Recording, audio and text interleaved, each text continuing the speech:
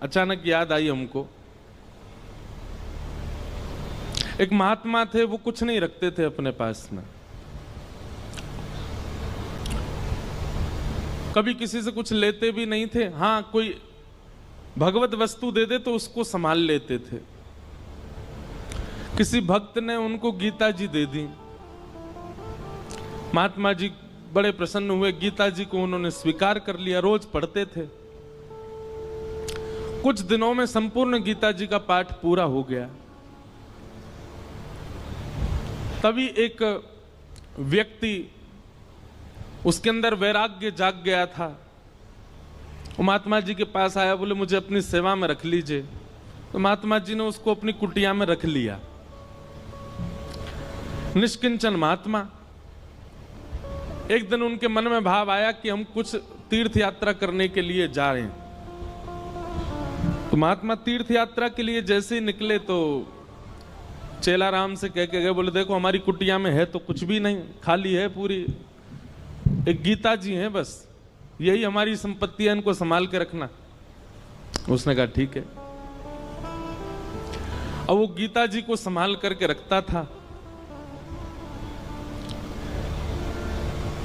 एक दिन एक चूहा घुस गया कुटिया में और वो गीता जी को कुतरने लगा। उस व्यक्ति ने देखा कि अरे ये चूहा तो हमारी गीता जी को खा जाएगा। उसने मनोविचार किया क्या करें, गांव वालों से पूछा तो गांव वालों ने कहा कि बिल्ली रख लो तो फिर चूहा नहीं आएगा। तो वो कुटिया में बिल्ली ले आए कि बिल्ली के डर से चूहा नहीं आएगा। कुछ दिन तो चूहे नहीं आए, लेकिन बिल्ली बेचारी पतली दुबली होने लग गई, उसको भोजन पानी मिलता नहीं था, सूखने लग गई। व्यक्ति को बड़ी चिंता हुई, उसने गांव वालों से कहा, बोले हमारी बिल्ली तो पतली हो गई, अब क्या करें? बोले इसको दूध पिलाना पड़ेगा तब हिष्ट पुष्ट होगी। तो क्या करें उसके लिए? बोले गैया रख लो। कुछ दिन तो किसी भगत के यहां से दूध आ जाता था, लेकिन कुछ दिन बाद एक गैया और रख ली। अब गैया का दूध उसको बिल्ली को पिलाने लगे। अब महाराज गैया पतली दुबली होने लग गई। अब बोले अब क्या करें? बोले इसके लिए तो भैया फिर एक जो है इसको चारा खिलाना पड़ेगा, इसको भूसा खिलाना पड़ेगा, इसकी सानी करनी पड़ेगी, तब जाकर के सब चलेगा। मन में विचार करने लगे बड़ा दिक्कत वाला काम है, अब उसके लिए क्या करें? तो बोले एक काम करो, एक दासी रख लो, वही घर को संभाल लिया करेगी, वही गैया की सेवा कर दिया करेगी, दूध निकाल के आपको भी पिला देगी, बिल्ली को भी पिला देगी। वो ठीक है, दासी रख ली। दासी से प्रेम हो गया तो उससे ब्याह हो गया। ब्याह होने के बाद में 3-4 बालक हो गए। कुछ महीनों बाद, साल बाद महात्मा लौट करके आए। महात्मा जी ने अपनी कुटिया में जीवन में कुछ नहीं रखा, केवल गीता जी रखी थी। आज जब लौट करके आए तो क्या देखा, बच्चे खेल रहे हैं, गैया बंधी हुई है, बिल्ली और बिल्ली के बालक भी डोल रहे हैं वहां पे, और वो जो सेवक था वो अब मोटा ताजा हो गया है और वहां बैठा रोटी पा रहा है, पत्नी भोजन बना रही है। बोले चेला राम, अरे गुरुजी गुरुजी गुरुजी आओ आओ, प्रणाम श्री चरणों में। ये सब क्या किया बेटा तुमने? मैं कुटिया दे के गया था तुमको, एक गीता जी दे के गया था, ये सब तुमने क्या इतना विस्तार कैसे कर दिया? बोले गुरुजी सब गीता जी ने ही करवाया, गीता जी की कृपा से ही सब वैभव बना है मेरा। क्यों, तुमने पाठ किया था क्या? 18 अध्यायों का पाठ किया था? अरे पाठ नहीं किया मैंने, 18 अध्याय देख लिए। बोले कैसे देखे? बोले पहला अध्याय तो बिल्ली है, दूसरा अध्याय गैया है, तीसरा अध्याय पत्नी है, चौथे पांचवें छठवें रोल लाइन नीचे सारे अध्याय हैं। गुरुजी समझ गए। बोले गीता जी केवल रखी थी, पढ़ी नहीं थी, पढ़ी होती तो इतना विस्तार नहीं होता। हम लोगों को लगता है कि केवल रामायण जी को पूज लो, भागवत जी को पूज लो, गीता जी को पूज लो, इन्हीं से काम हो जाएगा, नहीं। आप उसका स्वाध्याय नहीं करेंगे, उस पर मनन चिंतन नहीं करेंगे, जो आपके मन में विकार हैं, जो मन में आसक्तियां हैं, वो कैसे समाप्त होगी? पैरासीटामोल घर में रखने से बुखार थोड़ी उतरेगा, उसको पाना पड़ेगा। अदरक घर में रखने से गला ठीक थोड़ी हो जाएगा, उसको कूट के उसका रस लेना पड़ेगा। दूध घर में रखने मात्र से चाय थोड़ी बन जाएगी, बनानी पड़ती है।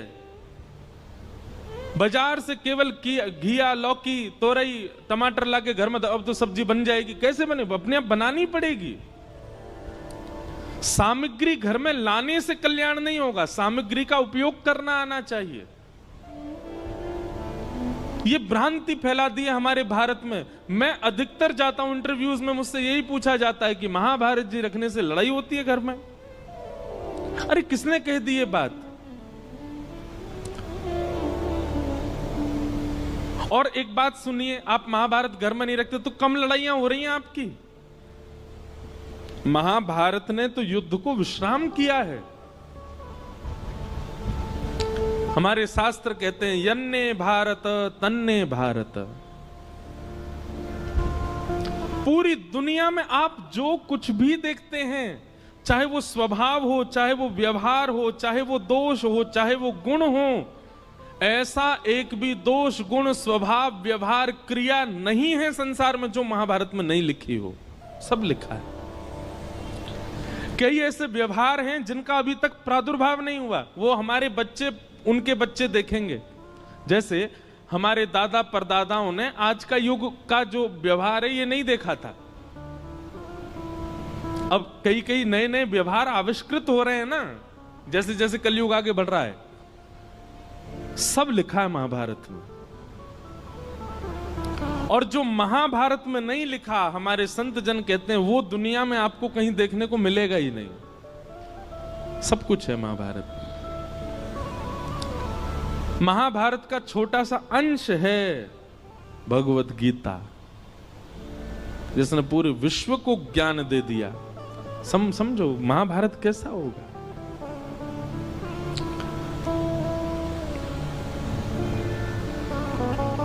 कल हम लोग द्रौपदी का प्रसंग सुन रहे थे।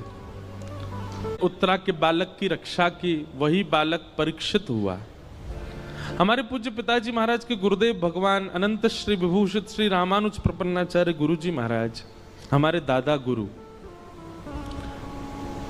उन्होंने भागवत जी के कई विषयों पर छोटे छोटी किताबें लिखी हैं। वो कहीं प्रकाशित नहीं है, हमारे घर में ही रखी हैं बस। तो कभी कभी मैं देखने का अवसर मिलता है तो मैं उसमें भाव देखता हूं गुरु जी के। तो वहां गुरुजी एक बात को संकेतित करते हैं कि भगवान ने उत्तरा के बालक की रक्षा क्यों की। अच्छा, भगवान बाहर खड़े खड़े भी ब्रह्मास्त्र को नष्ट कर सकते थे, लेकिन ठाकुर जी गर्भ में क्यों गए? गर्भ में जाकर के उस बालक की रक्षा क्यों की?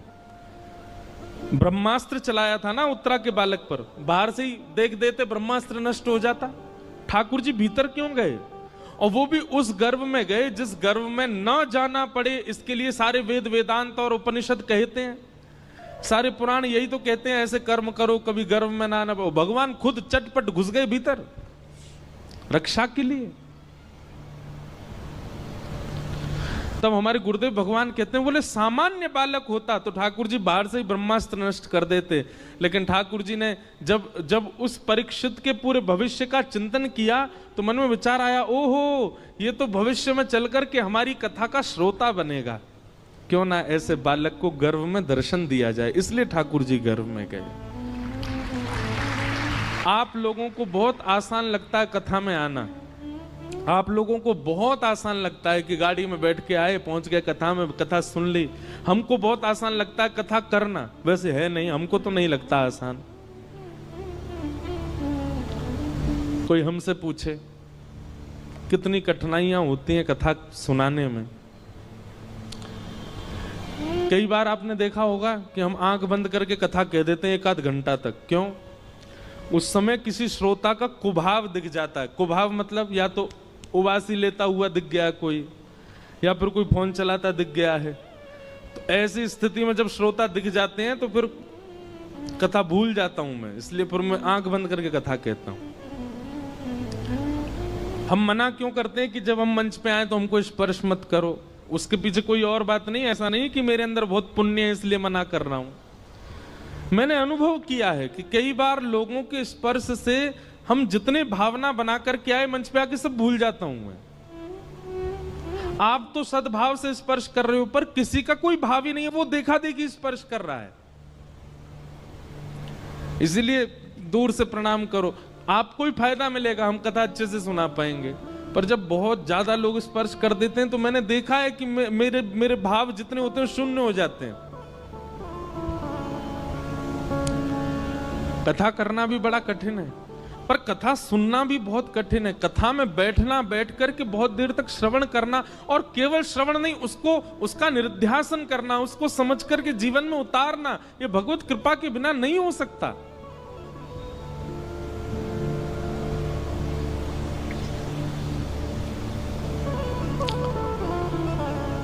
कथा का श्रोता होना सामान्य बात नहीं है।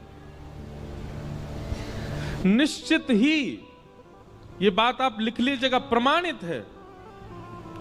अगर कोई व्यक्ति अपने जीवन में कथा से लगाव करता है, कथा श्रवण कर रहा है, उसने कभी ना कभी ठाकुर जी को देखा है, उसने दर्शन किया है ठाकुर जी का, इसीलिए उसकी रुचि बढ़ रही है।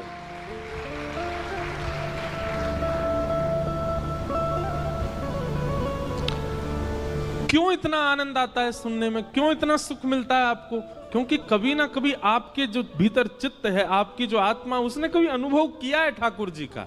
इस जन्म में नहीं तो गर्भ में किया होगा, गर्भ में नहीं तो पूर्व जन्म में किया होगा, कभी तो किया है।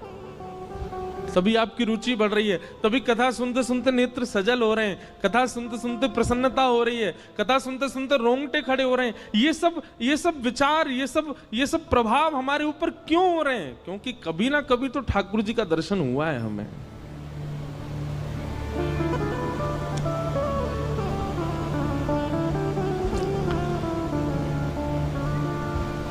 कुंती ने भगवान की स्तुति गाई, तत्पश्चात भीष्म पितामह ने भगवान की स्तुति गाई, और फिर भगवान द्वारिका प्रस्थान कर गए।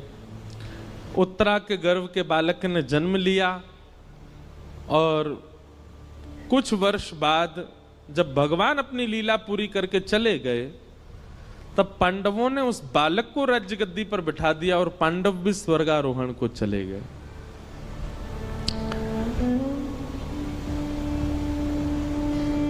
परीक्षित धीरे धीरे बड़े हुए, उनका विवाह हुआ, जन्मेजय आदि पुत्र हुए। अब यहां पर एक बहुत अच्छी बात है, पता है? बटुक जी भी बैठे हैं, कई सारे विद्वान भी बैठे हैं। अधिकतर व्यास कहते हैं, हम भी कहते थे पहले कथा में, कि कलयुग को 5 स्थान दिए, और उन 5 स्थानों में एक स्थान जात रूप मदात प्रभो सोने में निवास दिया। अभी हम इसका विस्तार करेंगे, बस कुछ व्यास बैठे हैं सन्मुख, उनको बता रहे हैं। और उसके बाद परीक्षित ने आकर के मुकुट पहन लिया, जिसकी वजह से उनके मस्तिष्क में कलयुग प्रविष्ट हो गया। पर यह कथा भागवत में लिखी नहीं है। परीक्षित जी ने कोई मुकुट नहीं धारण किया, बल्कि श्रीमद् भागवत जी में तो स्पष्ट ऐसा लिखा है कि जब तक परीक्षित जी पृथ्वी पर थे, कलयुग थर-थर कांपता था। कलयुग ने अपना प्रभाव डाला ही नहीं कहीं पर भी। तो फिर कहते हैं, फिर परीक्षित की मति कैसे बिगड़ी? उन्होंने एक संत का अपमान कैसे कर दिया? तो यहां भाव बताया गया, क्षुधा, भूख।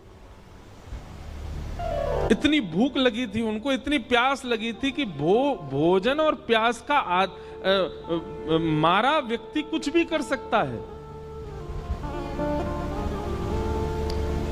इसलिए व्यक्ति को अत्यंत भूखा भी नहीं रहना चाहिए, क्योंकि अत्यंत भूख जो होती है, कलयुग उस पर भी प्रभाव डाल करके उससे गलत करवा देता है।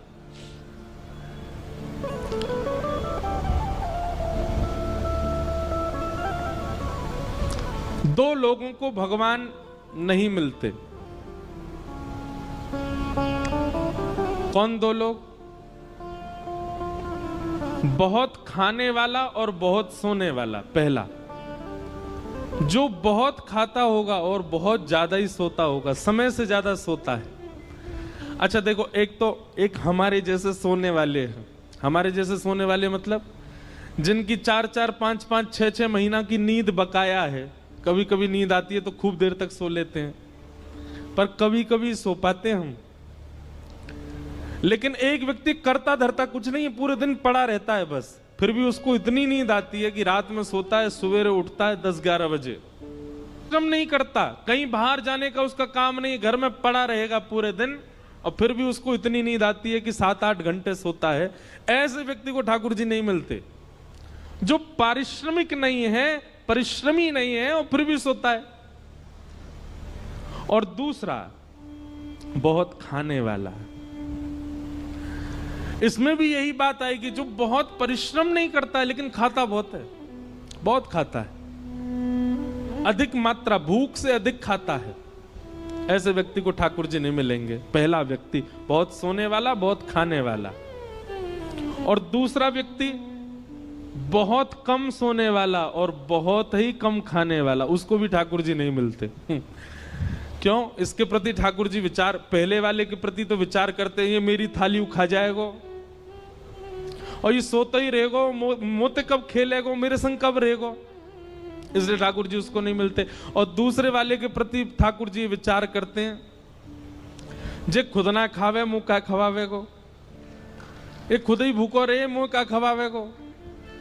और दूसरी बात ठाकुर जी सोचते हैं, खुद सोवे ना है मुंह भी ना सुन देगो, पूरे दिन जगो रहे तो मुंह परेशान करेगो। हमारे ब्रज के संत कहते हैं, बहुत कम खाना और बहुत कम सोना, बहुत ज्यादा खाना और बहुत ज्यादा सोना, दोनों ही भगवत मिलन में बाधा हैं। मध्यस्थ रहो, मध्यम रहो। अब आप कहोगे ये मध्यस्थ कैसे पता चले, मध्यम कैसे पता चले? निद्रा कैसी हो? इतनी निद्रा हो जाए कि पूरे दिन फिर भले ही लेटने को भी ना मिले तो भी काम चल जाए। इतनी निद्रा लेने वाला व्यक्ति, और पूरे दिन फिर परिश्रम कर सके, ठाकुर जी से मिलने के लिए परिपक्व है। और इतना भोजन करे कि उससे आलस्य ना आवे, ऐसा व्यक्ति भी ठाकुर जी से मिलने के लिए परिपक्व है। अपच ना हो, इतना भोजन करे बस, ऐसा व्यक्ति भी ठाकुर। और भैया कछु तो खुद भी अपने आप भी समझ जाया करो, जीवन में कितना सोना चाहिए, कितना खाना चाहिए, इसका थोड़ी व्यवस्था बनाओ और उस अनुसार ठाकुर जी के मिलन के लिए चलो। तो परीक्षित जी महाराज एक दिन विचरण कर रहे थे और विचरण करते हुए उनको कलयुग मिला, जो कि वृषभ यानी कि धर्म के 3 पैर काट चुका था, चौथा पैर काट रहा था। धर्म के 4 चरण हैं, सत्य, दान, दया और पवित्रता। कलयुग में केवल 1 पैर बचा है धर्म का, वो है सत्य। दान, दया और पवित्रता तो खत्म हो चुके हैं। कलयुग में दान नहीं करता व्यक्ति, दिखावा करता है। कलयुग में दया नहीं करता व्यक्ति, एहसान करता है। कलयुग में पवित्र नहीं रहता व्यक्ति, केवल पवित्रता का आडंबर करता है। थोड़ा बहुत यदि बचा है तो सत्य बचा है। सत्य भी बोलता नहीं है, सुनने के लिए सत्य चाहिए। दूसरे से भले ही झूठ बोले पर अपने लिए उसको सत्य चाहिए, इतना सत्य बचा है बस। और कलयुग उस चौथे पैर को भी काट रहा है, सत्य को। तभी परीक्षित जी महाराज पहुंच गए, कलयुग को पकड़ लिया, जान से मारने लगे, चरणों में गिर गया, महाराज मुझे स्थान दे दीजिए। तब 4 स्थान प्रदान किए, द्यूतम, पानम, स्त्रिय, सूना, ये 4 स्थान पहले प्रदान किए। जुआ, मदिरा पान, भक्ष भक्ष सेवन, पर स्त्री पर पुरुष गमन और हिंसा, लड़ाई झगड़ा, कलेश, इसमें कलयुग का निवास। कलयुग ने पुनश्च याचना की, बोले कि महाराज मेरा परिवार बड़ा है, एक स्थान और दे दो। तो उसको जात रूप मदात प्रभो, अनीति से कमाया गया धन, 5वां स्थान प्रदान किया। इन 5 स्थानों पर बहुत सावधान रहा कीजिए। कभी भी जुआ में नहीं खेलना है। जुआ का मतलब क्या होता है? धन को दांव पर नहीं लगाना है। यह शर्त लगाना भी एक प्रकार का जुआ है, नहीं लगाया कीजिए। भैया सीधी बात है, किसी की पत्नी को दांव पर लगा दोगे, पति छोड़ेगा आपको? और वो भी पति कौन है? जगत नियंता, जगदाधार, जगदीश्वर, त्रिलोकीनाथ, उनकी पत्नी है लक्ष्मी। आप लक्ष्मी को दांव पे लगा दोगे, नारायण प्रसन्न रहेंगे आपसे। भागवत जी में वर्णन है कि जुआ खेलने वाला व्यक्ति लक्ष्मी को असद स्थान पर प्रयोग करने वाले व्यक्ति से पंचदेव सदैव नाराज रहते हैं।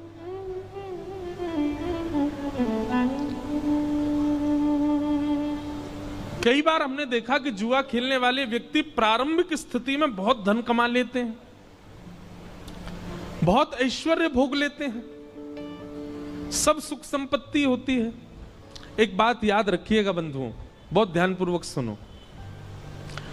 असद क्रिया करने वाला व्यक्ति, बहुत ध्यान से सुनिएगा, असद क्रिया करने वाला व्यक्ति दूषित क्रिया करने वाले व्यक्ति के लिए एक निधान बनाते हैं भगवान। क्या? जैसे भगवान दिखते हैं कि गलत कर रहा है, तो उसके इस जन्म के एवं उसके आगामी जितने जन्म हैं एवं पूर्व के जन्मों के जितने भी पुण्य हैं, जितने भी सुख हैं, जितनी भी समृद्धियां हैं, सब एक साथ ठाकुर जी उसको देख करके भुगवाते हैं। जल्दी इसका कोटा खत्म करो, जल्दी जल्दी इसको खवाओ। समझ में आई बात? थोड़ा और समझो। मान लीजिए कोई व्यक्ति है और वो गलत काम करता है, पाप करता है, वो सब क्रिया करता है जो वेद विरुद्ध है। ठाकुर जी एकाध बार तो प्रयास करते हैं कि सुधर जाए, लेकिन वो एकाध बार में भी जब नहीं सुधरता है तो ठाकुर जी कहते हैं ठीक है, तो अब इसका स्वभाव बन ही चुका है, इसको पाप करना ही है, इसको गलत करना ही है, तो फिर इसके जन्म में, इसके जीवन में जितने भी सुख समृद्धियां आने वाली हैं, एक संग सब इसके जीवन में दे दो।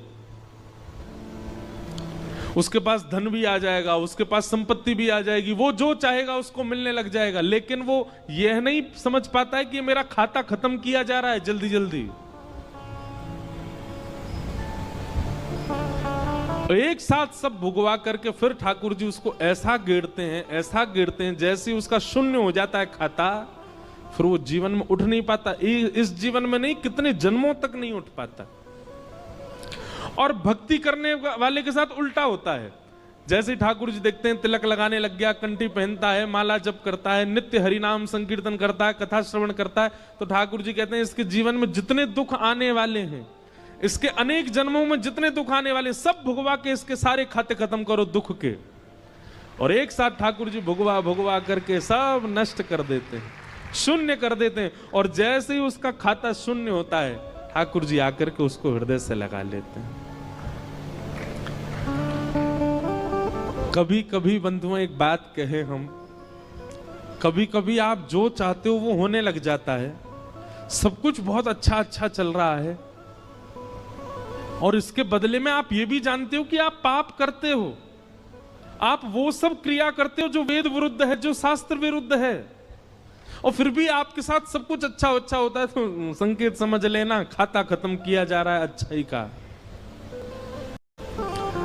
और जिस दिन कंठी माला पहनो, तिलक धारण करो, गुरु मंत्र ले लो, नाम जप करना प्रारंभ कर दो, तैयार हो जाना। अब ठाकुर जी हमारे बुराई के, हमारे जीवन के आने वाले दुखों के, कष्टों के, आर्तों के जितने भी विपत्तियां हैं सब अब भेजेंगे। हमको उसको निवृत्त करना, उससे नष्ट करना, उससे निकलना है, घबराना नहीं है।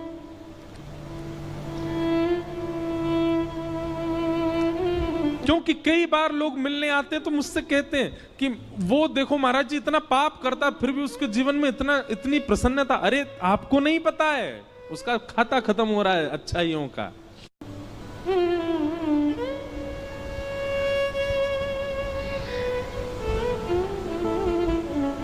इसलिए कभी कभी जीवन में रुकावटें आना, कभी कभी जीवन में एंजाइटी आना, डिप्रेशन आना, चिंताएं बढ़ना, थोड़ी थोड़ी परेशानियां आना,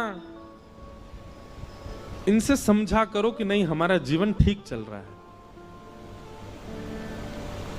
और कुछ हो ही नहीं रहा है। 5 साल हो गए, सब बढ़िया ही बढ़िया चल रहा है, कुछ कोई दिक्कत ही नहीं आती, कभी कोई रुकावट ही नहीं आ रही, कभी चिंता ही नहीं हो रही, कोई परेशानी ही नहीं आ रही। घबरा जाना, हे नाथ जरूर आप कुछ भयानक करने वाले। समुद्र में जब सुनामी आने वाली होती ना, लहरें धीमी कर देता है समुद्र, शांत हो जाता है समुद्र और धीरे धीरे पीछे जाने लग जाता है। तो किनारे वाले लोगों को लगता है अरे ये तो अंदर जा रहा, और अंदर चलो, और अरे ये तो अंदर जा रहा है, अरे शांत हो गया, देखो लहरें ही नहीं आ रही हैं। और फिर अचानक से एक ऐसा ज्वार भाटा आता है, सब नष्ट कर जाता है। सुनामी देखिए कभी आपने? भोपाल में काय को आएगी सुनामी? समुद्र ही नहीं है। हमने सुनामी तो नहीं देखी, पर सुनामी के बाद का समय देखा। 2004 में आई थी भारत में, तो हम गए थे चेन्नई, छोटा सा था मैं। उसके बाद सुनामी के बाद का समय। और कभी देखना हो ना तो कभी रामेश्वरम जाइए, और रामेश्वरम दर्शन करके फिर आप जब धनुषकोडी जाएंगे तो बीच का जो मार्ग है वहां देखेंगे दोनों तरफ समुद्र है, इधर भी समुद्र, बीच में रास्ता। तो वहीं एक गांव हुआ करता था किसी समय पर, वो सुनामी में आज भी पूरा गांव वहां दिखता है, टूटे हुए घर, बहुत भयानक। हमारी कथा अभी रामेश्वरम में, हम साल भर में एक ही राम कथा करते हैं बस। वो भी एक परिवार है, उन्हीं को ही दे रखी है। उन्होंने संकल्प लिया 12 ज्योतिर्लिंग में कराने का, तो पिछले साल सोमनाथ में हुई, इस साल रामेश्वरम में, अगले साल देखो कहां होगी। 12 ज्योतिर्लिंगों में हर साल तो है 25 दिसंबर से रामेश्वरम। और भरत चरित्र पर कथा है, केवल श्री भरत जी का चरित्र। हमारा अभ्यास तो कम है मानस जी पर, लेकिन कई बार जिसको भोजन बनाना नहीं आता ना, कभी कभी रसोई में घुस जाए और कुछ बन तो अच्छा बना जाता है। और कई बार परिपक्व व्यक्ति जो हमेशा ही बनाता है, कई बार उससे भी बढ़िया नहीं बनती सब्जी। तो हम अपनी कथा की प्रशंसा नहीं कर, अपने भाव की प्रशंसा कर रहे हैं। हमको राम कथा का इतना अभ्यास नहीं, पर जब हम बोलने बैठते हैं ना तो इतना आनंद। सोमनाथ की घटना है, सोमनाथ में जब कथा थी, पहली बार राम कथा की, तो हमने कहा भाई हम हर दिन एक पात्र के ऊपर बोलेंगे। तो एक दिन सीता जी के ऊपर बोले, एक दिन शत्रुघ्न जी के ऊपर बोले, एक दिन लक्ष्मण जी के ऊपर, हनुमान जी के ऊपर, आदि आदि सबके ऊपर एक एक दिन का प्रसंग रखा था। जिस दिन भरत जी का चरित्र था तो मैं कक्ष में पढ़ता था पूरे दिन, मैं मिलता नहीं था वहां किसी से, पढ़ता था और कथा करता था। तो जब भरत चरित्र हम पढ़ रहे थे, आज भी स्मृति में आता है वो सब भाव। अपने बिस्तर की रजाई में घुस के रोया, मैं इतना रोया कि मैं बस ये बोलूं संग वालों से, आज कथा मैं नहीं कर पाऊंगा। मैंने कि जो चरित्र पढ़ने में इतना भाव दे रहा है उसको हम कैसे सुनाएंगे। पर वास्तव में मानस जी, रामचरित्र मानस सामान्य नहीं है, अद्भुत है। और उसको कोई भावजन्य व्यक्ति सुने और भावजन्य व्यक्ति सुनाए तो ही मानस जी को न्याय मिल पाएगा, नहीं तो नहीं।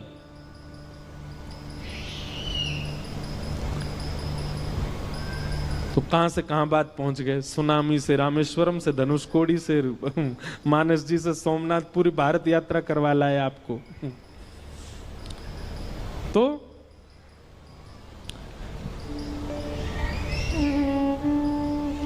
5 स्थान, द्यूतम, पानम, स्त्रिय, सोना और अनीति से कमाया गया धन। इन 5 स्थानों पर बहुत सावधान रहा कीजिए। धन को कभी भी गलत प्रयोग में मत लगाइए। धन का गलत प्रयोग क्या है?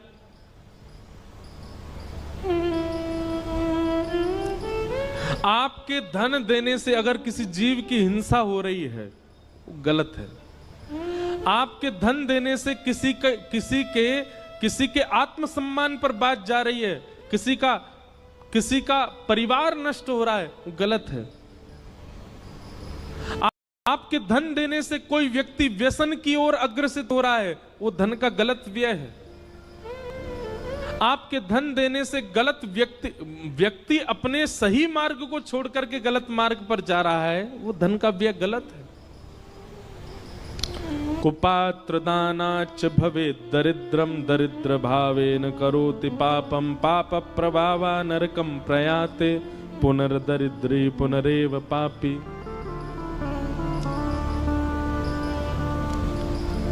सोच विचार करके धन का व्यय किया कीजिए। दूसरा, पानम, मदिरा पान करना, भक्ष सेवन करना, जीव हिंसा करके खा जाना, तंबाकू खाना, सिगरेट पीना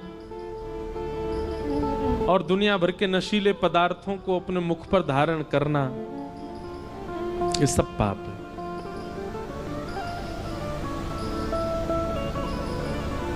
आप तांबूल सेवन कर सकते हैं। तांबूल मतलब सुपारी प्रसाद की ले सकते हो, पान खा सकते हो, मीठा आप ठाकुर जी को निवेदित करके जल आदि का सेवन कर सकते हो, शिकंजी पी सकते हो, आदि आदि। अब हम सीधा संकेत, आपको पता ही है हम कहां कर रहे हैं, वो नहीं करना चाहिए। कई जगहों पे तो भगवान का प्रसाद बता करके भी कह दिया जाता है कि इसको ले लीजिए, ठाकुर जी का प्रसाद है। नहीं, प्रसाद के रूप में भी स्वीकार नहीं करना। कोई देवी देवता नहीं पाते। ये मानव अपने जीव के स्वाद के लिए कुछ भी करता है। बताओ, महादेव को यूं बता देते हैं महादेव ऐसा। अरे महादेव को अगर विजया का भोग लगता है तो महादेव और भी तो बहुत कुछ भोग लगाते हैं, वो भी लगाओ। महादेव तो विष का भी भोग लगाते हैं।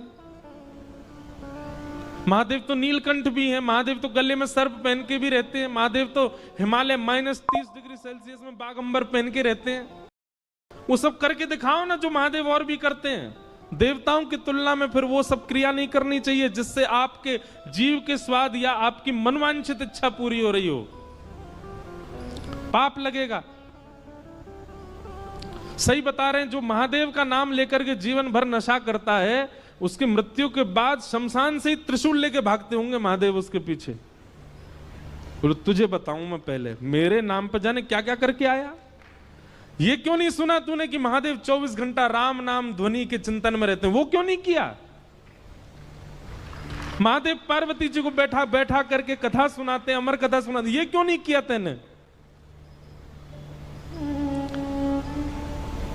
महादेव ने अपनी जटा से पूरे विश्व को पवित्र करने वाली गंगा जी को प्रकट करके, आई तो वो ब्रह्मलोक से हैं, आई तो वो विष्णु लोक से हैं, पर महादेव के जटा से ही तो पृथ्वी पर आई हैं। महादेव जैसे उच्च कोटि के बन तो जाओ।